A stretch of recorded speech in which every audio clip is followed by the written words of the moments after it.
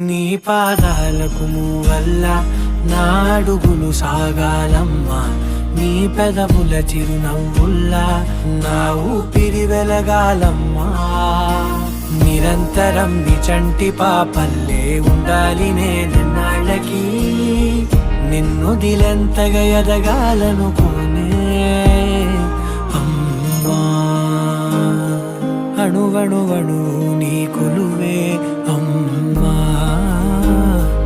ఎదసడిలో శృతిలయలు నువ్వే అమ్మా.